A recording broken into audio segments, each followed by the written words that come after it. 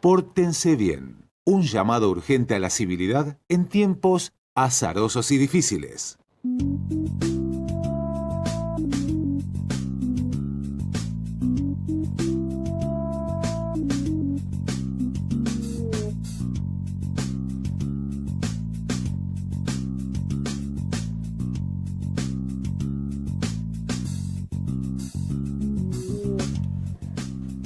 Bueno, seguimos en Pórtense Bien. Esta hora es 11 de la mañana y vamos a hablar, como le habíamos anticipado, con el ministro de Seguridad de la Nación, Aníbal Fernández. Buen día, Aníbal, ¿cómo le va? Buen día, ¿cómo va? Buen día, Aníbal. Estamos acá con Claude Stay, Rubén Boschi, son los nombres de los que hacemos el programa. Y bueno, esta posibilidad de dialogar con un ministro nacional desde Neuquén siempre es interesante, quizás más interesante que para una radio de Capital Federal, que están más acostumbrados al diálogo permanente con los funcionarios del gobierno nacional. Así que pensamos aprovecharlo todo lo que podamos y para empezar, digamos, la primera pregunta para usted sería en lo específico de su gestión, es decir, la seguridad en Argentina, que es un tema obviamente que siempre está en el tapete, a veces con más intensidad, otras veces con menos. Y particularmente en todo lo que es la zona central del país y las grandes ciudades como Buenos Aires o Rosario. ¿Cómo calificaría usted la situación de seguridad en la Argentina en estos momentos, Aníbal? Bueno, primero saludo a todos y en particular a Claude, que no lo había saludado. Un abrazo muy grande, hace tanto tiempo que no estamos en contacto.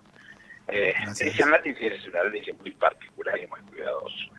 El poder de policía de cada una de las provincias lo tienen las provincias. Cuando se crea la nación definitivamente en 1860, incorporando la provincia de Buenos Aires, el poder de policía se lo reservaron las provincias para sí, con lo cual es una facultad que nosotros no podemos obviar. Y a partir del 2018, por la instrucción de la propia Constitución reformada en 1994, se trasladaron las comisarías de la Policía Federal a la Policía de la Ciudad. Luego nos quedaron Gendarmería, Prefectura con sus responsabilidades específicas, la Policía Federal en condiciones sin comisarías, en condiciones investigativas más que otra cosa, y la Policía de Seguridad Aeroportuaria con sus responsabilidades en los aeropuertos, pero con un enorme trabajo desde el punto de vista de la inteligencia y el funcionamiento criminal, con lo cual todos los días estamos creciendo y desarrollándonos y preparándonos para una Argentina distinta. Hicimos el día miércoles y jueves una reunión de todos los ministros de seguridad y los jefes de policía con la presencia del presidente de la Nación, analizando la situación entre todos y poniéndonos a disposición de las preparaciones adicionales que necesitan nuestras fuerzas. Y después hicimos un seminario donde participó el FBI, la DEA, Homeland Security, la Organización Antimafia Italiana, está buscando más elementos para formar a nuestra gente. Son temas complicados, no son temas simples, pero que hay que estar todos los días preparándose para encontrar un nuevo camino que vaya encontrando soluciones a lo que se plantea. Usted sabe que una de las principales preocupaciones de todas las provincias es el crecimiento del narcotráfico en la Argentina. Aquí en Neuquén, con todo el movimiento económico de Vaca Muerta y demás, lamentablemente el narcotráfico se ha aumentado y sus efectos nocivos también. Ha habido siempre, o desde hace mucho tiempo, una coordinación al respecto entre los gobiernos nacionales y los gobiernos provinciales, dependiendo de cada gobierno la intensidad de esa relación, ¿no? Pero otra vez le pregunto, el narcotráfico en Argentina ¿ha avanzado en los últimos tiempos o está en vías de tenerse bajo control? Entre todos los ministros estaba la ministra de Neuquén, con lo cual también la tilda ella como para cotejar lo que yo les estoy contando. El narcotráfico no va a detenerse nunca porque tanto la capacidad que tiene de dinero para corromper que hace muy simples las posibilidades de su crecimiento. Además, Naciones Unidas define que la propia Colombia tiene casi 3 veces más de producción, con un agravante severo. No solamente tienen 3 veces la producción que solían tener, sino que tienen muchísima más pureza y mucho más barato. Con lo cual hace que entonces esa estupefaciente que se colocaba en Europa, España, Portugal, Italia, Francia, Alemania, fundamentalmente, o Estados Unidos, sea demasiada la oferta como para que sea demandado esos niveles que existen, con lo cual, ¿dónde se coloca el resto? Entonces se colocan en países como los nuestros, donde los niveles de rentabilidad es casi nulo seguramente, pero no se lo pueden quedar como tenencia. Nuestro trabajo tiene que ser muy fino y pensado siempre sobre la base de la inteligencia criminal para poder saber hasta dónde dar y qué es lo que tenemos posibilidad de seguirlo cotidianamente y trabajarlo fuertemente. Tenemos en las 4 fuerzas personal de primerísimo nivel en el área específicamente de drogas peligrosas. Bueno, hay que seguir trabajando y encontrando alternativas de investigaciones y con la colaboración de la justicia para que podamos nosotros actuar y romper esa cadena que parecía tan simple y que nosotros estamos convencidos de hacerle daño a todo lo que se pueda. La pelea es desigual, pero cuando estamos preparados y desarrollados en nuestras fuerzas de seguridad para intervenir en conjunto y con información adicional de las agencias internacionales que le acabo de mencionar, las cosas se hacen un poco más fáciles. ¿Tienen problemas en los controles fronterizos? Acá en Neuquén tenemos lamentablemente un montón de pasos fronterizos, digamos, no autorizados, pero que se usan, y el narcotráfico los usa. Pero a ver, partamos de la base de que la frontera con Chile tiene 5.256 kilómetros. Sí. Es decir, debe haber pasos legales, algo así como 100 y pico, con lo cual debe haber montones de formas de poder penetrar. La tarea entonces no es poner un gendarme cada 100 metros, la tarea es trabajarlo con inteligencia criminal para saber exactamente cómo actuar y poder caer sobre ellos con los profesionales, ¿no? Sí. Aníbal, te cambio, quiero aprovechar el tiempo que seguramente es escaso y quiero ir un poquito a la política, ¿no? Y nosotros acá en este programa pregonamos un poco el método didáctico y la simpleza a la hora de explicar los problemas de la política, de la realidad, porque la verdad que entre tanto conflicto político y debate, priman las palabras con sentido común y simples. Y creo que, Aníbal, vos has dicho una frase hace unos días en el marco de la interna entre el presidente y la vicepresidenta, donde dijiste algo que echó como un poco de luz, ¿no? Entre tanta bravuconada de un lado y del otro, que dice: ante la duda decide el presidente. Creo que son las reglas de la institución, son las reglas de la institucionalidad. Pueden no estarse de acuerdo, porque estamos hablando de un conjunto de estúpidos que dicen que sí a todo. Estamos hablando de hombres y mujeres muy formados en política y que unos tienen una visión y otros tienen otra, y que van a discutir a todo lo necesario. Y que yo aprecio, porque hemos sido ministros juntos con el actual presidente de la Nación, y que con Néstor Kirchner no pasaba lo mismo, uno podía hablar todo lo que quisiera y discutir todo lo que quisiera y tratar de imponer su idea todo lo que quisiera. Muchas veces le iba bien y a veces no. Y cuando llegaba el momento de definir si no habíamos llegado a una posición de unificación de criterios, entonces la situación la tendríamos ya resuelta cuando el presidente decidía. Y esas son las cosas que no podemos dejar de mirar. ¿Hay una falta de liderazgo del presidente o hay una irrupción de la vicepresidenta sobre la investidura presidencial?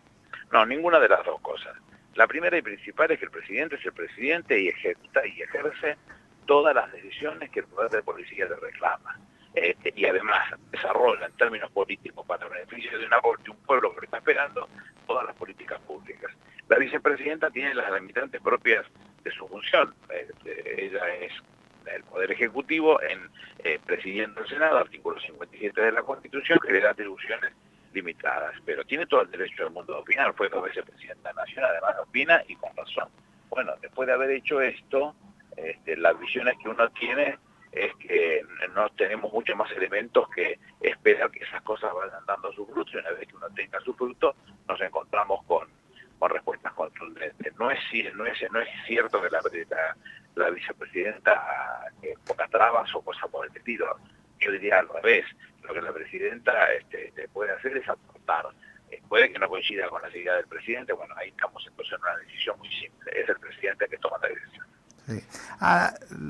Cuando se arma la coalición de gobierno, en realidad había 3 patas, ¿no? Y el masismo, que es el tercer sector que ocupa, digamos, la coalición del Frente de Todos, hoy se lo ve dialogando activamente con la vicepresidenta y asisten incluso creo que hoy a un acto de manera conjunta, y el presidente... Al que estoy yendo yo también.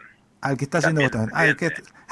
¿Qué interpretación haces de eso, no? Porque que debe ser así, y que deben limarse las asperezas para seguir trabajando en pos de las necesidades que el pueblo no está manifestando. No puede ser de otra manera. Por lo cual, si ha habido una circunstancia en la cual no se pusieron de acuerdo y una parte de compañeros nuestros, compañeras y compañeros votaron al revés de lo que aspiraba uno, bueno, yo no lo hubiera hecho nunca. Yo no voto en contra de un presidente peronista, pero otros pueden pensar de distintas maneras. Se resolvió ese tema, bueno, hay que volver rápidamente a los andariveles tradicionales y cumplir... ¿Cuáles son los andariveles, Aníbal? Y los que tienen que llevar adelante una estrategia de beneficio para el pueblo. Claro. Puede que no coincidan, se discutirá de vuelta, pero en líneas generales siempre uno se pone de acuerdo. Usted hace poco calificó a Cristina Fernández como el principal o el más importante cuadro político de los últimos años de la política argentina. ¿Quién más entra en ese podio, Aníbal? No, es necesario mostrarlo eso, porque no es un chiste lo que está sucediendo. Ahora, el presidente me llega por una casualidad, no se compró una rifa y en la rifa se encontró la presidencia de la Nación. Es fruto de todo el análisis y las consecuencias lógicas del análisis de la política del momento y la coyuntura, y él está respondiendo a esa situación, y yo me siento un cuadro del peronismo que puede aportar lo suyo y que trata de todas formas de colaborar de la mejor manera que puede. Ministro, la situación económica del país es un tema que está, por supuesto, hiper presente en la política, en estos momentos particularmente. En esta guerra, entre comillas, contra la inflación, no se tienen buenas noticias, por lo menos en lo inmediato. ¿El gobierno tiene la necesidad de cambiar frente a esta situación o tiene que insistir en el mismo rumbo, ministro? No, el gobierno tiene la responsabilidad de encontrar el rumbo que resuelva el tema de la inflación. Son precios que impactan de lleno en las canastas familiares. Cuando uno analiza lo que es el índice de precios al consumidor nacional urbano, que contempla 5 zonas muy claras, ¿no? Anea, Centro, Patagonia, Cuyo y la zona ligada a la capital, lo que está haciendo es tomando una canasta de productos que son los que se consumen y analizando su evolución. Pero en los más vulnerables, en los que menos tienen, no son esos 580 o 600 productos los que se deben analizar. Se deben analizar 5, o 6, o 7, o 10, pero no más que ellos, donde están los temas de consumo diario, porque los otros no los consumen, y el impacto en ese caso es más alto todavía, entonces la responsabilidad es más dura todavía.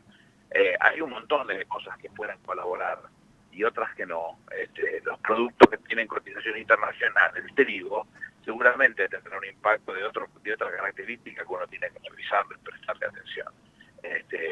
¿Qué sucede con el resto de los productos que también tienen cotizaciones internacionales, donde la colocación de ese producto da beneficios al país, pero a la par hace que los productos que son consumidos por nuestro propio pueblo sean impactantes porque tienen precios altísimos.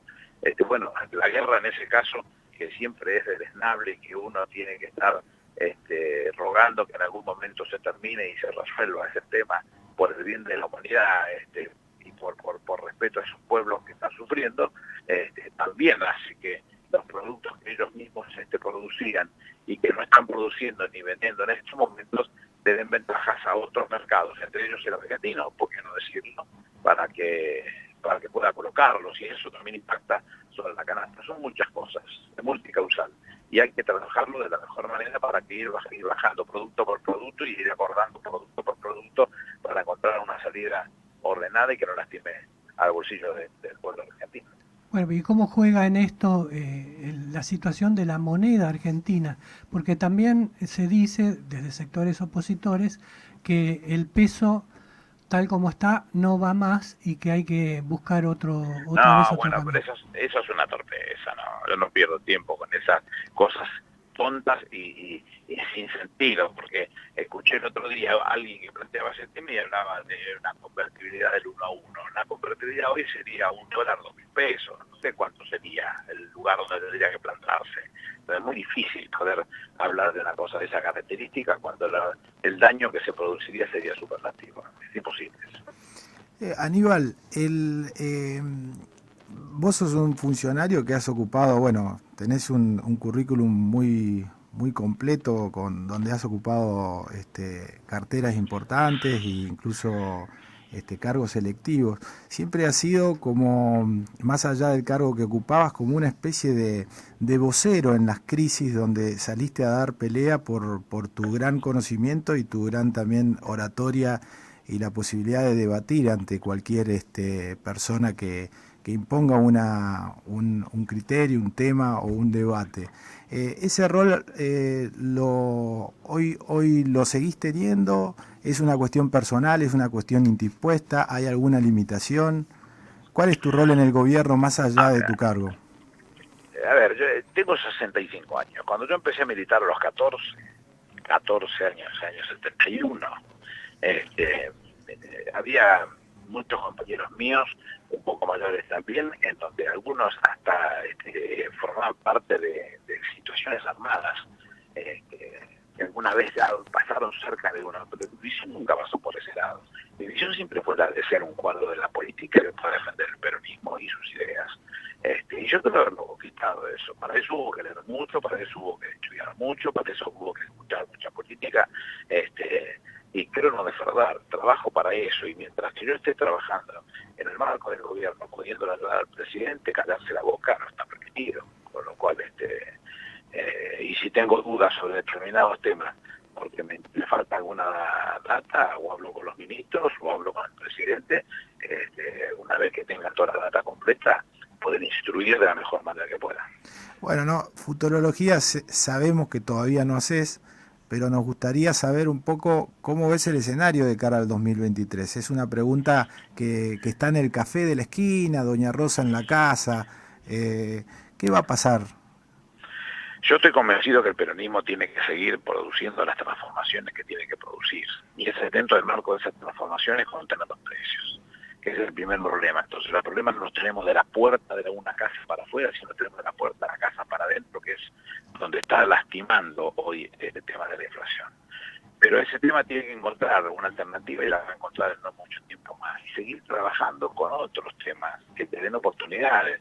Cuando el presidente venía insistiendo sobre el esfuerzo para generar más trabajo, lo que estaba diciendo indirectamente es decir, bajar la desocupación al máximo. Hoy la tenemos en el 7%, sabiendo a dónde nos llevó Macri. Bueno, esa situación se dio.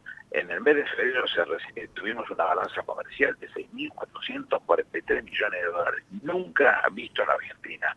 Bueno, hay un montón de elementos que van marcando que las decisiones que se van tomando son esas. Todas las que tienen que llegar y acercarse al pueblo, que nosotros tenemos que ir mirándolo con mucho detenimiento y que no siga recibiendo esos impactos que son los que lo dañan, ¿no? Aníbal, usted tiene 67 años, 65 años, yo tengo 67. Hemos, vivido en nuestra época juvenil más o menos la misma coyuntura. Y quería preguntarle si usted se reconoce o se identifica aquel joven que fue usted en su momento con lo que ahora es la Cámpora. Digamos, ¿hay puntos comunes en política, en actitudes, en conductas con respecto a lo que fue la juventud de la década del 70? No, las Cámporas son compañeros, todos, y tengo afecto por toda de la conducción, por los otros puedo no conocerlos, por todos ellos. Es una organización más, no tiene un distingo que tenga que hacerse una valoración de esas características, ni alguna de las organizaciones que yo conocí cuando tenía 14, 15 años. Al contrario, es un grupo de compañeros que analicen y que participan de la política. Pueden tener visiones distintas, seguramente. No veo nada que sea tan reprochable o de una diferencia tan grande. No, reprochable no. Yo le preguntaba si se de alguna manera identifica alguna similitud en los procesos y en lo que fue el protagonismo Nunca hay generacional, similitudes, ¿no?, tan finas, nunca hay similitudes tan finas. Heráclito decía que el río en el que nos bañamos nunca es el mismo, y eso es una realidad inevitable. Lo que fue bueno cuando yo tenía 15 años, a los 18 seguramente no podía no serlo, y a los 25 seguramente no lo era, y cada vez que va pasando un año se hace más difícil que sean tan fáciles, tan predecibles las decisiones políticas. No lo son. Así tiene que ver con la coyuntura y quienes la componen, y la capacidad del político para jugar con su cintura y tomar de ella lo malo positivo y encontrar una posición clara y contundente de solución. ¿Cómo está la relación respecto con los sindicatos, ¿no? Del peronismo con los sindicatos en un momento en donde parecería que hay algunas posibilidades de recambio de líderes en los sindicatos, teniendo en cuenta cuestiones generacionales, incluso gente que ya hace muchísimo tiempo que está y que está a punto de retirarse? ¿Está bien el peronismo con los sindicatos? Por supuesto, sigue siendo la columna vertebral. Nunca va a dejar de estar bien. Seguramente los que estén al frente de los sindicatos tendrán visiones más cercanas o no, pero esos reemplazos tendrán que ver con con los votos que se pongan adentro de las urnas. Y bueno, eso es lo que va a indicar exactamente para dónde van a agarrar en tal sentido. Bueno, Aníbal, agradecemos muchísimo este tiempo. Sabemos que estás en camino al acto. La última, un poco cholula. ¿Cómo estamos con las actividades paralelas que siempre desarrollás? ¿Seguimos en el hockey, la música? Sí, presidente de la Confederación Argentina de Hockey sobre Césped. Ayer jugaron las Leoncitas en el Campeonato Mundial en Sudáfrica, y ganaron 8-0 a Austria, y mañana a las 12:30 vuelven a jugar con Corea. Muy buen equipo, en muy buenas condiciones, y los mayores leonas y leones preparados para competir en todos sus niveles, así que estamos muy contentos con lo que estamos haciendo. Bien, la música, ¿actualizamos algún gusto musical o seguimos con lo tradicional? Lo mismo. Ahí no se puede, es muy difícil salir de las pasiones. Es muy difícil salir. El se lleva todo y uno lo sigue de la mejor manera, pero hay muchas cosas buenas que se pueden apreciar hoy también, que no hay que desperdiciar. Bueno, ¿Le gustó el tema del Mundial, Aníbal? No lo escuché. ¿No lo escuchó todavía? Bueno, no. Se lo vamos a poner. Muchas gracias. Un abrazo muy grande. Gracias, Aníbal. Un abrazo. Aníbal Fernández, ministro de Seguridad de la Nación, pero también hombre, un cuadro político de los más importantes, controversiales, polémicos siempre, pero de lo más importante que ha habido en los últimos 20 años. Para los que podemos acceder un poco a una visión un poquito por la ventana del poder de la nación, nunca hay que encasillar a Aníbal Fernández dentro del cargo que tiene, porque Aníbal es un cuadro que atraviesa el gobierno de manera horizontal. Puede ser ministro de Seguridad, del Interior o de Gobierno, puede ser jefe de gabinete, pero la realidad es que su carácter, su impronta y su conocimiento, uno coincida o no con él, porque convengamos que es un hombre polémico, un hombre que tiene su personalidad y su impronta, es tremendamente experimentado y atraviesa y opina absolutamente todos los temas. Sí, señor.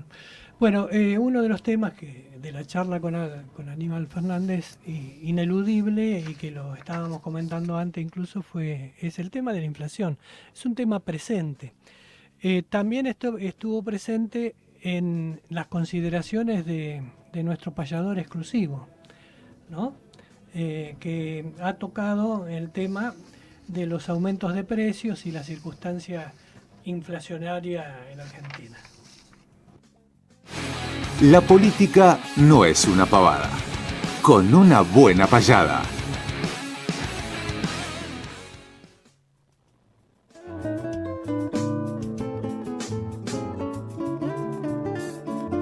La inflación es un tormento que al obrero destruyó. Si este febrero cerró en 7,5%, marzo será el mismo cuento o peor por lo desmedida que al pueblo deja una herida de dramáticos matices y el presidente nos dice de que es autoconstruida.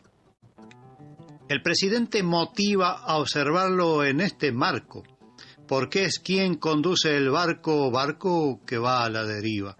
Su inacción es destructiva, sin un plan para avanzar, nos ha pedido aguantar, y es todo una aberración si la guerra a la inflación la perdió antes de empezar.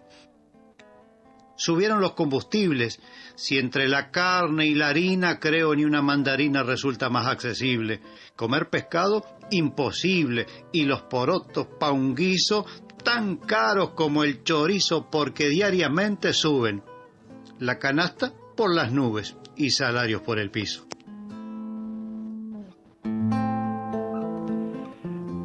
Nuestro payador, que se llama Néstor Prieto, y que considera, como han hecho los payadores toda la vida en el Río de la Plata, en la zona del Río de la Plata, llegando hasta acá, por supuesto. En el sur también se ha cultivado la payada y tenemos muy buenos intérpretes. El fenómeno de la inflación, ¿no?, desde el punto de vista político, es tan importante que es un factor de triunfo o fracaso o derrota en términos electorales y políticos. Permanente. En Argentina, por lo menos, es así. En Argentina, totalmente. Es tremendo. Pero yo estaba leyendo acá, por ejemplo, la suba en los alimentos. La harina, 20,8% en marzo. El pan, 20,8%. Huevos, 19,2%. Caldos, 18,4%. Tapas de empanada, 13,2%. Son todos productos que se utilizan en una familia normal, que son productos de a diario, ¿no? Sí, claro. En marzo estamos hablando. Sí, el salto que pegaron los alimentos en marzo es notable. El gobierno... Huevos, 55%. Acude a la guerra, ¿no? Como al factor internacional, digamos, como uno de las explicaciones, argumentaciones frente a esta escalada en los precios. Pero bueno, la inflación es un fenómeno que va más allá de los precios, lo sabemos, y por eso la pregunta del tema de la moneda, ¿qué vamos a hacer con el peso, no? Bueno, el gobierno, según Aníbal Fernández recién, considera una estupidez o un invento imposible de aplicar lo que se ha deslizado desde la oposición en los últimos días, que es considerar la opción dolarizadora nuevamente. No es la primera vez que se lo considera en Argentina. Ya lo hizo también un gobierno peronista en su momento. La convertibilidad no fue ni más ni menos que atarse al dólar, manteniendo el peso como moneda, pero atado o vinculado al dólar con una fórmula. Y después Menem había avanzado bastante en conversaciones incluso con Estados Unidos para ver de dolarizar directamente la moneda, o sea, tomar el dólar como moneda. Y ahora, hace unos días, Javier Milei volvió a tirar esta bombita, ¿no? Es decir, si yo llego a ser presidente, voy a dolarizar. Y entonces está esta discusión. ¿Se puede dolarizar? ¿Conviene? ¿Es posible? Bueno, ¿Qué acaba pasa de con decir las Alberto reservas? Fernández que era una locura, ¿no? Para el gobierno es una locura, ni lo piensa. Pero bueno, el año que viene hay elecciones y por ahí hay alguna propuesta concreta para que la gente vote, para que nos enteremos a ver el pueblo qué opina, si quiere defender el peso como una cuestión patriótica o está de acuerdo con poner una moneda que está reconocida en todo el mundo. Mire, yo leo noticias permanentemente, al igual que vos, Rubén. Creo que estamos súper empapados de las opiniones de los economistas, con múltiples ideologías y posturas y escuelas. Los mensajes son más o menos siempre los mismos con el paso de los años, pero acá yo no me siento en condiciones de opinar de economía. Sí puedo repasar esas posturas de uno y de otro, pero creo que hay un tema central, Rubén, que es el que verdaderamente afecta o termina afectando para el fracaso de todas estas medidas que estos múltiples economistas hablan, que es el tema de la confianza. Los argentinos, desde el argentino de a pie, el que se levanta todas las mañanas y va y trabaja en el kiosco de la esquina, en el mercado, en la estación de servicio, hasta los formadores de precios, los grandes empresarios que están en las oficinas de Puerto Madero decidiendo las estrategias de las grandes marcas que uno ve por televisión, en los carteles, todos juntos, nadie confía en nuestro país, nadie confía en el sistema, todos trabajan bajo el parámetro de la desconfianza. Entonces, mientras el país, no solamente el gobierno, sino el país en su conjunto, viva bajo un estado de desconfianza permanente, y donde todo el mundo se está cubriendo y es como el lema del sálvese quien pueda, por decirlo de alguna manera, es muy difícil tener una economía estable. Podemos ver en las grandes economías del mundo cómo a veces distintos sucesos o anuncios de alguna empresa o algún hecho extraordinario que sucede en una economía fuerte, al otro día siempre se ve reflejado en la bolsa de valores con suba o bajas de acciones por ese hecho. Ahí vemos cómo la confianza afecta en los sectores. En la Argentina eso está dinamitado, la desconfianza es generalizada, la especulación es generalizada y nadie apuesta por el país. Todos apuestan a el sálvese quien pueda. Entonces, bajo ese parámetro, que es un pensamiento político o sociológico de alguna manera, que no tiene que ver con la economía, pero que la afecta de manera directa. El factor confianza es fundamental en nuestro país, por lo menos para el tema de la inflación. Con desconfianza hay inflación, inexorablemente. Así que no tiene que ver directamente con una cuestión económica, sino con una cuestión de percepción de la política. Pero bueno, yo por ahora le voy a dar el mando nuevamente a Ariel Tona para que nos ponga algunos avisos comerciales de esos que justifican la economía, por lo menos la economía de esta empresa. Sí, y ya volvemos en un ratito, no se vayan.